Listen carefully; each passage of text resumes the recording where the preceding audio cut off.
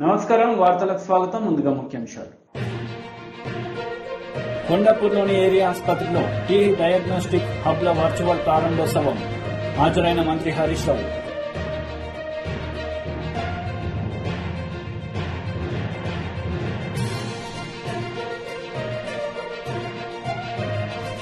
జనసేన అధినేత పవన్ కళ్యాణ్ కు కౌంటర్ ఇచ్చిన YCP Nandigam Suresh.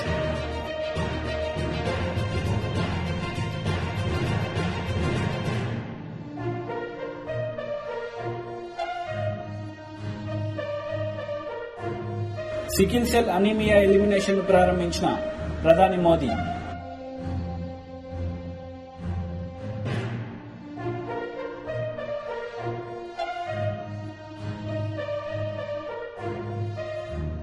Sickle cell anaemia elimination mission ను ప్రధాని మోదీ ప్రారంభించారు. ఈ సందర్భంగా ఆయన ప్రసంగించారు. गारंटी देने वालों से भी सावधान रहना है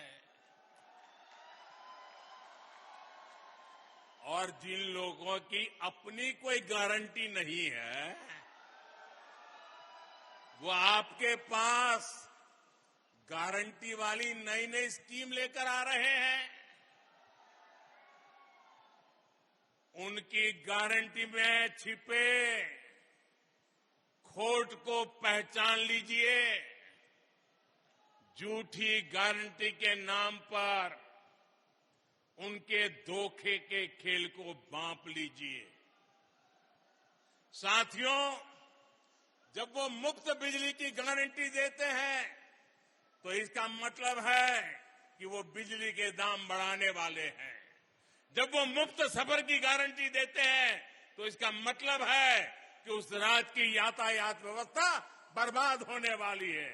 जब वो पेंशन बढ़ाने की गारंटी देते हैं तो उसका मतलब है कि उस राज्य में कर्मचारियों को समय पर वेतन भी नहीं मिल पाएगा।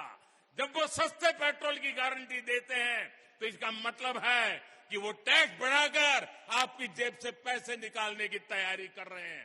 जब वो रोजगार बढ़ाने की गारंटी देते हैं तो इसका मतलब है कि वो वहां के उद्योग धंधों को चौपट करने वाली नीतियां लेकर के आएंगे।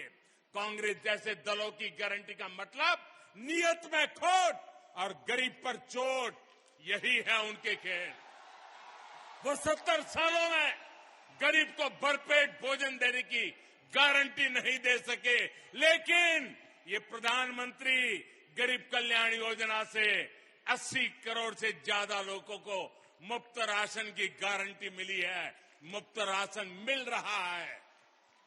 वो 70 सालों में गरीब को महंगे इलाज से छुटकारा दिलाने की गारंटी नहीं दे सके, लेकिन आयुष्मान योजना से 50 करोड़ लाभार्थियों को स्वास्थ्य बीमा की गारंटी मिली है।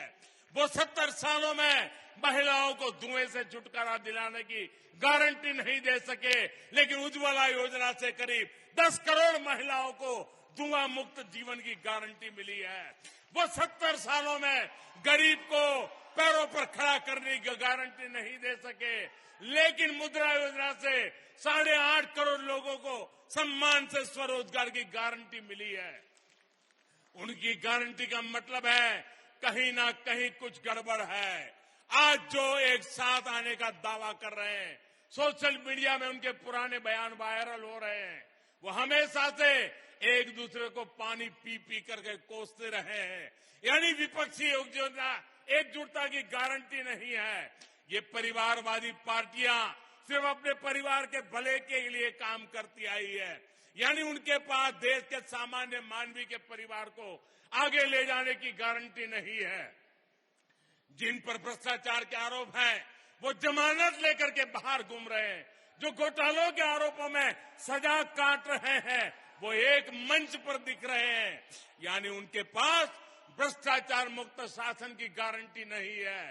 वो एक सुर में देश के खिलाफ बयान दे रहे हैं। वो देश विरोधी तत्वों के साथ बैठकें कर रहे हैं। यानी उनके पास आतंकवाद मुक्त भारत की गारंटी नहीं है। वो गारंटी देकर निकल जाएंगे, लेकिन भुगतना आपको पड़ेगा।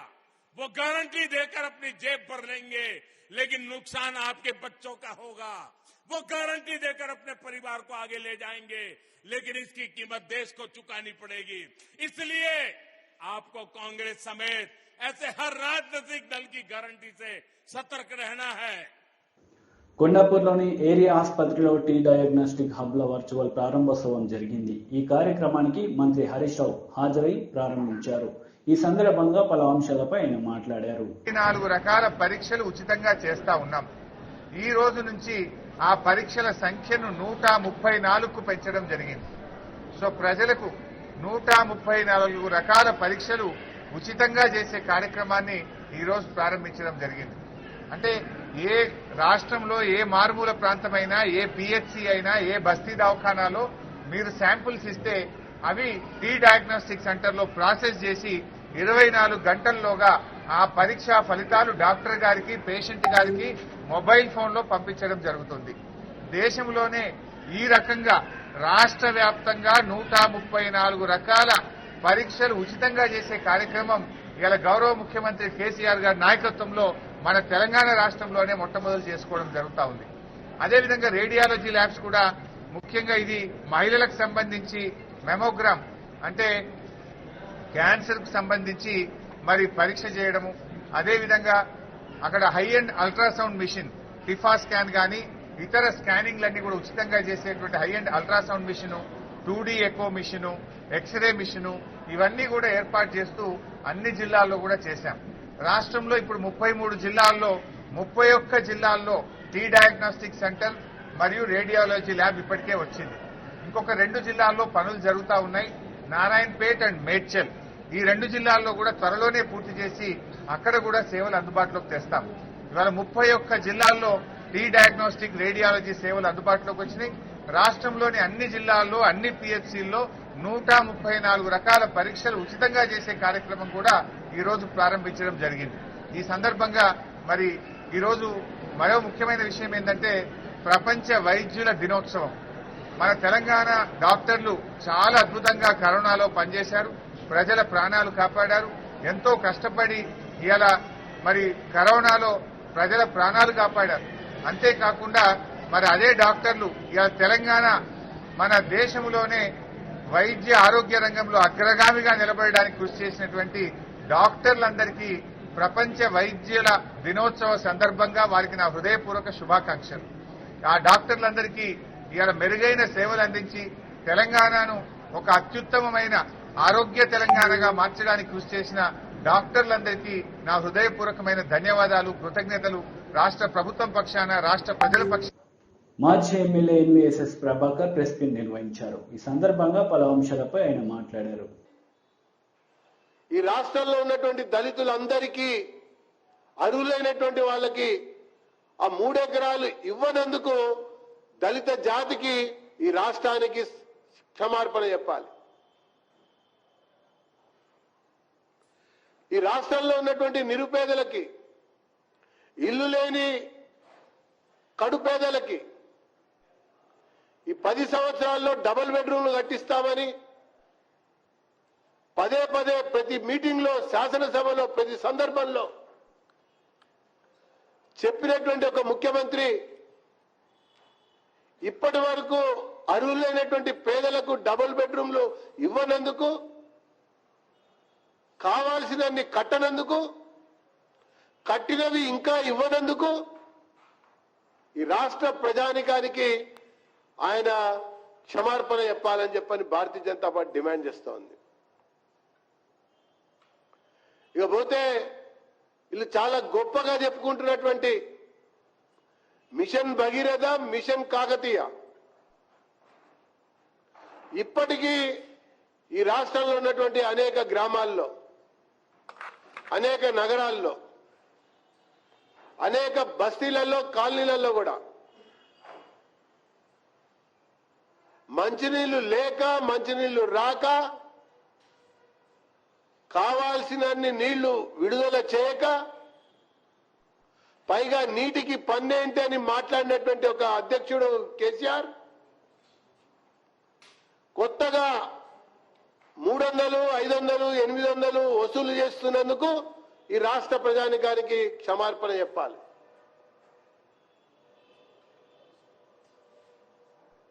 ఎస్సీ సబ్ ప్లాన్ కంటే మెరుగైందని, చాలా ప్రయోజనమైందని చెప్పని మాట్లాడి ప్రగతి పద్దును తీసుకొచ్చి నీరు గార్చినందుకు, అది అమలు చేయలేకపోతున్నందుకు ముఖ్యమంత్రి క్షమార్పణ చెప్పాలి. పైగా 10 సంవత్సరాల దశాబ్ది ఉత్సవాల పేరిట రాష్ట్రంలో కొత్తగా వంచడం కొరకు, కొత్తగా మోసగించడం కొరకు చేస్తున్నటువంటి యత్నాలు, ప్రయత్నాలని ప్రజలు అర్థం చేసుకున్నటువంటి ఒక నేపథ్యంలో ఈ ముఖ్యమంత్రి చేస్తున్నటువంటి ఒక 10 తప్పిదాలకి ఈ 10 సంవత్సరాల కాలంలో 10 సార్లు తెలంగాణకి క్షమార్పణ చెప్పే ఈయన సార్వత్రిక ఎన్నికల్లో మళ్ళీ ప్రచారానికి రావాలని చెప్పని భారతీయ జనతా పార్టీ డిమాండ్ చేస్తా ఉన్నది. నియామకాల విషయంలో కూడా నిరుద్యోగుల జీవితాలతో చెలగాటమాడారు, యువకులతో చెలగాటమాడారు. ఇప్పటికి కూడా నియామకాలకు సంబంధించినది క్వశ్చన్ మార్క్ గానే సాగుతా ఉన్నాయి. కానీ మరి రాజకీయ నియామకాలకే ఈ రాష్ట్రం ప్రాధాన్యత కలిగిస్తా ఉంది, అవకాశాలు కలిగిస్తా ఉంది. ఆ రాజకీయ నియామకాల కొరకే కొత్త కొత్త కార్పొరేషన్లు, కొత్త కొత్త కౌన్సిల్లు, కొత్తమైనటువంటి సలహాదారుల యొక్క ఏర్పాట్లు చేసి అవకాశాలు కలిగిస్తున్నారు. కానీ ప్రభుత్వంలో ఖాళీగా ఉన్నటువంటి ప్రభుత్వ ఉద్యోగాల నియామకాలకు సంబంధించినటువంటి విషయంలో నియామకాలు సరిగ్గా సాఫీగా సాగనందుకు క్షమార్పణ చెప్పవలసినటువంటి బాధ్యత ఈ ముఖ్యమంత్రి కేసీఆర్ పైన ఉందని చెప్పని భారతీయ జనతా పార్టీ డిమాండ్ చేస్తా ఉంది. అంతేకాదు, జంట నగరాలు ఆనాటి 10 జిల్లాల్లో ప్రధాన జిల్లా ఈ హైదరాబాద్ మహానగరంలో వస్తున్నటువంటి ఆదాయంతోనే రాష్ట్ర ఖజానా నిండుతా ఉన్నది. రాష్ట్ర ఖజానా నిండి ఆ రకంగా ఖర్చు పెట్టడానికి అవకాశం కలిగిస్తోంది.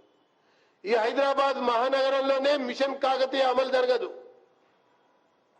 చెరువుల పరిస్థితి, దుస్థితి ఎక్కడ వేసిన గొంగలి అక్కడగానే ఉంది. ఈ 10 సంవత్సరాల్లో ఈ హైదరాబాద్ మహానగరంలో ఉన్నటువంటి ఏ ఒక్క యాదవ సంఘానికి కానీ, కుర్మ సంఘానికి కానీ వీళ్ళు చాలా గొప్పగా చెప్తున్నటువంటి ఉచితంగా గొర్రెల పంపిణీ కానీ, ఉచితంగా బర్రెల పంపిణీ కానీ ఈ హైదరాబాద్ మహానగరంలో ఉన్నటువంటి యాదవ కుర్మ సంఘాలకి ఇచ్చినటువంటి దాఖలాలు లేవు. కాబట్టి వాళ్ళకి ఈయన క్షమార్పణ చెప్పాలని చెప్పని భారతీయ జనతా పార్టీ డిమాండ్ చేస్తుంది.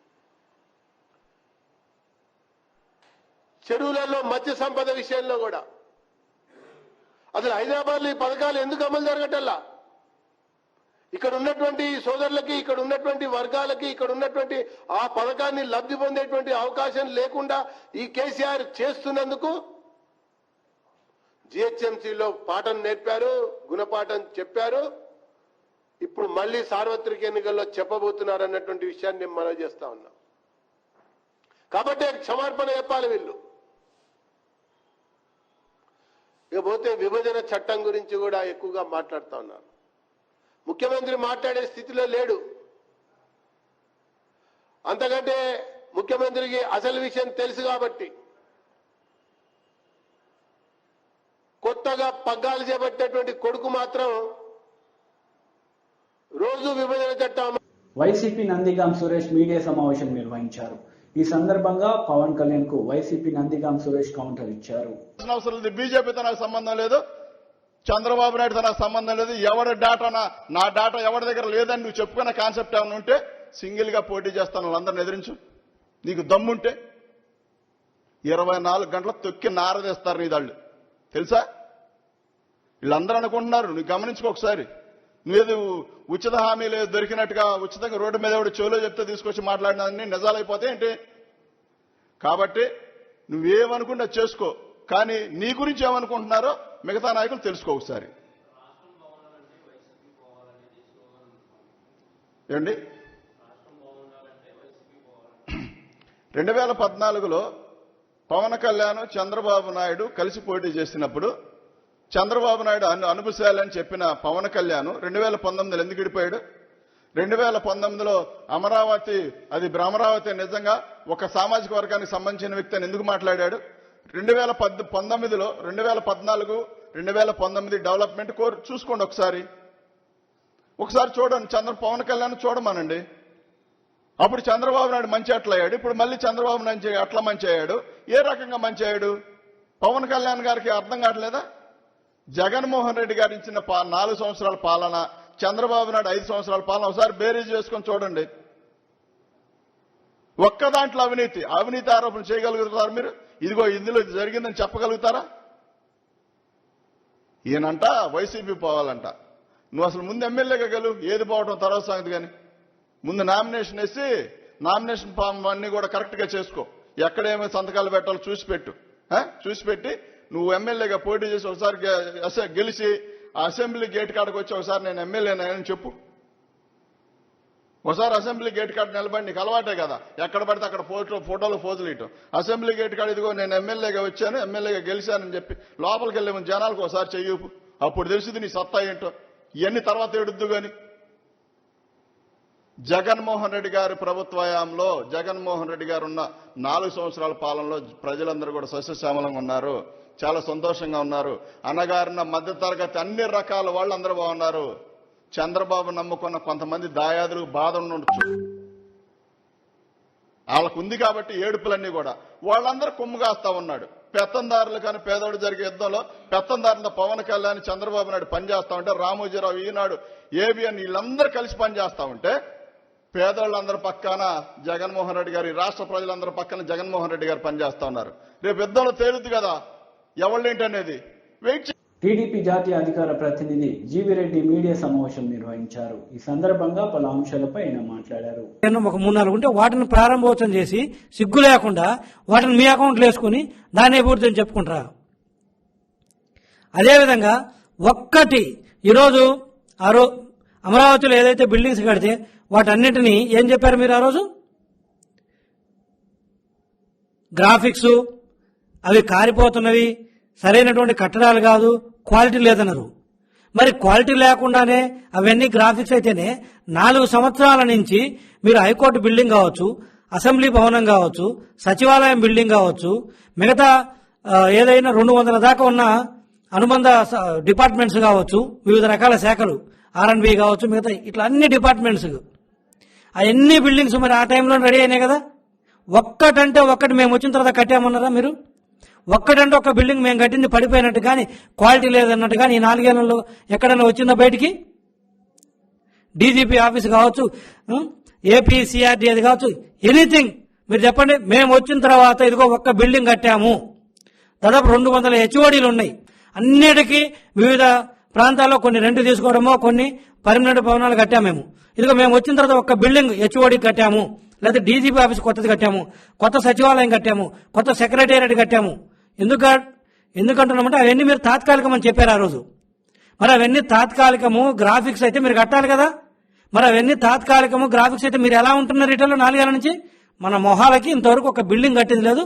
మళ్ళా ఏదో 1-2 మా టైంలో మిగిలిపోయినా మీరు ప్రారంభోత్సవాలు చేసుకుని అది అభివృద్ధి అని చెప్పుకుంటున్నంటే ఇక మీరు ఏ స్థాయికి దిగజారిపోయారో అర్థం చేసుకోవచ్చు. అంటే అభివృద్ధి అనేది కంప్లీట్గా శూన్యం. ఇక సంక్షేమానికి వస్తే ఏదో పెద్ద గొప్పగా 98.5 అంటున్నారు కదా. ఎక్కడ చేశారు 98.5 మీరు? ఈరోజు ఆరోగ్యశ్రీ, ముఖ్యంగా ఫ్లాగ్ స్కీమ్ ఏదైతే ఉందో రాష్ట్రంలో ఆరోగ్యశ్రీ పెద్ద గొప్పగా చెప్పారు. టీడీపీ హయాంలో ఏ రోజు హాస్పిటల్స్కి ఒక్కరోజు కూడా డిలే తోటి బిల్స్ ఆయన పాపన పోలేదు.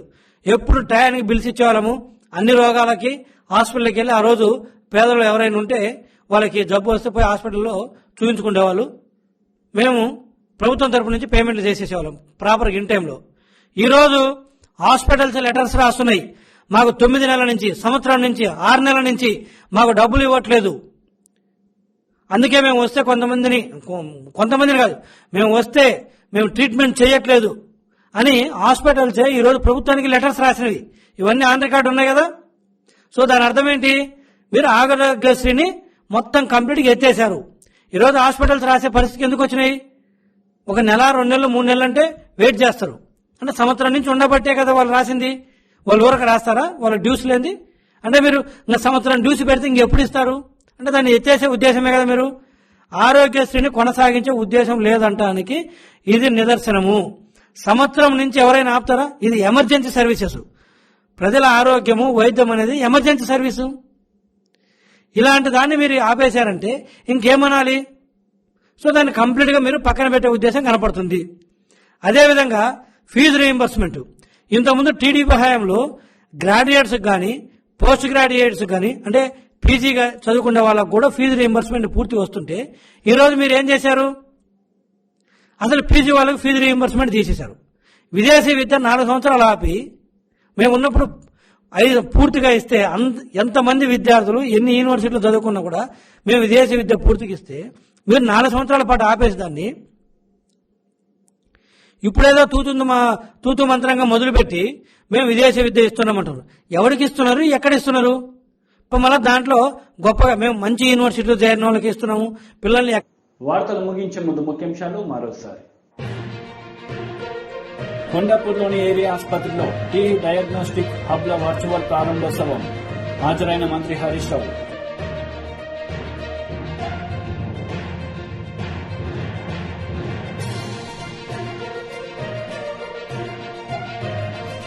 జనసేన అధినేత పవన్ కళ్యాణ్ కు కౌంటర్ ఇచ్చిన వైసీపీ నందిగాం సురేష్.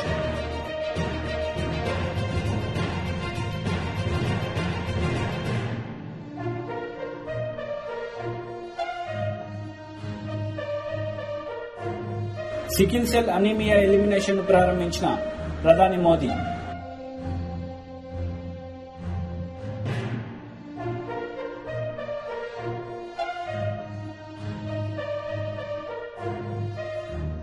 ఈ వార్తలు ఇంతటితో సమాప్తం. తిరిగి ప్రసారమయ్యే వార్తల్లో మళ్ళీ కలుద్దాం. అంతవరకు సెలవు. నమస్తే.